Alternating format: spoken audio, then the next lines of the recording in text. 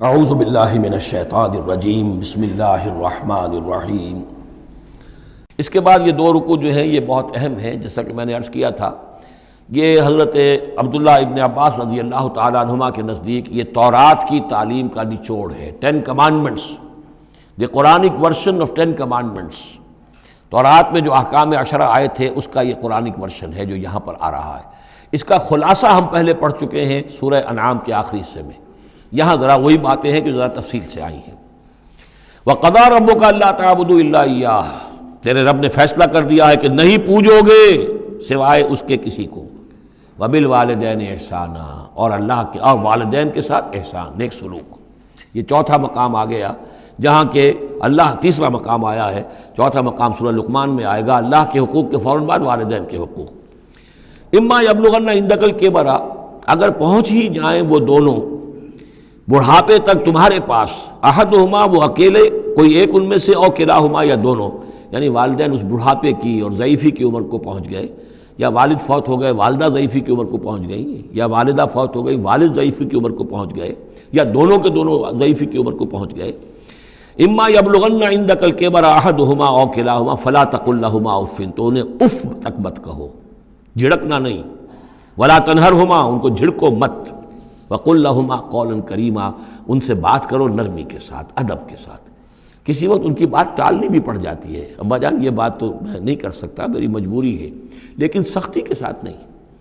ایسی بات نہ ہو کہ جس سے ان کا دل دکھے کہ آج یہ میرے سامنے سینہ تان کر بات کر رہا ہے، کل یہی تھا وہ جو چھوٹا چھوٹا سا لپٹتا تھا میری ٹانگوں میں آ کر، اور وہ یہی ہے جسے میں گود میں لیے پھرتا تھا، یہ دل دکھے نہ۔ وَاخْفِضْ لَهُمَا جَنَاحَ الذُّلِّ مِنَ الرَّحْمَةِ، یہ آگے جو میں نے کہا تھا والدین کے لیے بھی اپنے بازوؤں کو، کندھوں کو عاجزی کے ساتھ ان کے سامنے جھکا کر رکھو، سینہ تان کر بات نہ ہو ان سے، بات جب بھی ہو معلوم ہو کہ جھکے ہوئے ہیں، ان کا ادب کر رہے ہیں۔ وَقُلْ رَبِّ ارْحَمْهُمَا كَمَا رَبَّيَانِي صَغِيرًا، اور دعا کیا کرو کہ اے میرے رب ان پر رحم فرما دونوں پر، جیسے کہ انہوں نے ہمیں پالا، مجھے پالا جب کہ میں چھوٹا سا تھا، میں تو سب سے زیادہ ضعیف تھا، کمزور تھا، میرے لیے غذا کا، میرے آرام کا، مجھے تکلیف ہو تو تڑپتے یہ تھے، تو اے پروردگار اب ان کے احسانات کا میں کیا بدلہ چکا سکتا ہوں؟ میں تجھ ہی سے درخواست کرتا ہوں کہ جو کچھ احسانات انہوں نے مجھ پر کیے ہیں تو ان کو، ان کے طفیل، تو ان کی خطائیں بخش دے اور ان پر رحم فرما۔ وَقُلْ رَبِّ ارْحَمْهُمَا كَمَا رَبَّيَانِي صَغِيرًا رَبُّكُمْ أَعْلَمُ بِمَا فِي نُفُوسِكُمْ، تمہارا رب واقف ہے خوب جو کچھ تمہارے دلوں میں ہوتا ہے۔ ان تکونوا صالحین فإنہ کان للأوابین غفورا، اگر تم واقعی نیک ہوگے تو یقیناً اللہ تعالیٰ تم میں سے جو واقعی اللہ کی طرف رجوع کرنے والے ان کے لیے غفور ہے۔ اس میں اشارہ ہے کسی وقت بوڑھے والدین، جیسے کہ ہم پڑھ آئے کہ لا یعلم من بعد علم شیئا، وہ کبھی بچوں کی سی عادتیں نوت کر آتی ہیں، پھر کبھی وہ ایسی باتیں کہتے ہیں کہ جو نہیں کی جا سکتی، کہیں روکنا بھی پڑتا ہے، ٹوکنا بھی پڑتا ہے، لیکن یہ کہ اگر مجبوراً کہیں ایسی بات کرو اور کرو ادب کے ساتھ، سختی نہ ہو، تو پھر یہ کہ اللہ تعالیٰ جانتا ہے تمہاری نیت کو، کہ تم اگر اپنے والدین کی یہ بات نہیں مان پا رہے ہو، تمہاری مجبوری ہے، وہ تم جانتے ہو، اللہ تعالیٰ کے علم میں ہے، تو اللہ غفور اور رحیم ہے۔ وَآتِ ذَا الْقُرْبَىٰ حَقَّهُ، اور قرابت داروں کو بھی ان کا حق ادا کرو، والمسکین، اور مسکین کو، وابن السبیل، اور مسافر کو، ولا تبذر تبذیرا، اور نام و نمود کے لیے اپنی دولت مت اڑاؤ۔ تبذیر جو ہے اسراف سے بہت بڑا جرم ہے۔ اسراف یہ ہے کہ ضرورت سے زائد خرچ کیا جائے۔ کھانا آپ کی ضرورت ہے، وہ کھانا ایک سالن روٹی سے بھی آپ کی غذا پوری ہو سکتی ہے، لیکن 4 کھانے، یہ اسراف ہے۔ کپڑا آپ کی ضرورت ہے، لیکن وارڈروب بھری ہوئی ہیں کپڑوں سے، یہ اسراف ہے۔ جتنے آپ کے لیے لازم ہے، ضروری ہے، وہ رکھیے۔ اور تبذیر یہ ہے کہ بلا ضرورت خرچ کرنا، صرف نام و نمود کے لیے، اپنی دولت کی نمائش کے لیے، شادیوں پر خرچ ہو رہا ہے اور کس قدر ہو رہا ہے، دھوم دھڑکتا ہے، کوئی اس کی ضرورت نہیں ہے، یہ ہے تبذیر۔ ولا تبذر تبذیرا، اپنی دولت کو نام و نمود کے لیے مت اڑاؤ۔ ان المبذرین کانوا اخوان الشیاطین، یقیناً یہ مبذرین جو ہیں، یہ فضول خرچی کرنے والے، بیکار دولت اڑانے والے اپنی دولت کی نمائش کے لیے، یہ شیطانوں کے بھائی ہیں۔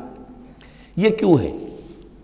یہ بات جب میری سمجھ میں آئی تھی تو بہت قرآن مجید کے ایک اعجاز کا ایک پہلو مجھ پر منکشف ہوا تھا کہ وہ جو آیت ہم پڑھ چکے سورہ مائدہ میں، شیطان کیا چاہتا ہے؟ انما یرید الشیطان ان یوقع بینکم العداوۃ والبغضاء فی الخمر والمیسر، شیطان یہ چاہتا ہے کہ تمہارے مابین دشمنی پیدا کرے، بغض پیدا کر دے، شراب اور جوئے کے ذریعے سے۔ وہی بغض اور دشمنی جو ہے وہ اس سے پیدا ہوتی ہے کہ کسی سیٹھ صاحب کی بیٹی کی شادی ہے اور اس پر جو کچھ ہو رہا ہے، وہ جو پوری کوٹھی جو ہے وہ بنی ہوئی ہے، بقائے نور بنی ہوئی ہے اور دھوپ دھڑ رہا ہے، اچھا اسی سیٹھ صاحب کا کوئی شوفر بھی ہوگا، کوئی پہرے دار ہوگا، کوئی مالی ہوگا، کوئی اس کا خانسامہ ہوگا، اس کی بچی شاید بوڑھی ہو رہی ہو، اس کے ہاتھ پیلے نہیں ہو رہے ہیں، کیا ہوگا اس کے دل میں؟ کیا چھریاں نہیں چل رہی ہوں گی اس کے دل میں؟ کیا پھر محبت پیدا ہوگی یا نفرت پیدا ہوگی؟ پھر تو ایسا ہوگا کہ جب اس کا داؤ چلے گا یہ پیٹ پھاڑے گا اپنے اس سیٹھ کا اور لے کر جائے گا۔ یہ ہے وہ دشمنی ڈالنے والی بات، تبذیر جو ہے، جس سے کہ دشمنی پیدا ہوتی، طبقاتی شعور پیدا ہوتا ہے، ہیوز اور ہیو ناٹس کے درمیان ایک جو خلیج ہے وہ زیادہ سے زیادہ جو ہے گہری اور چوڑی ہوتی چلی جاتی ہے۔ وَكَانَ الشَّيْطَانُ لِرَبِّهِ كَفُورًا، اور یقیناً شیطان اپنے رب کا بہت ہی ناشکرا تھا۔ صدق اللہ العظیم۔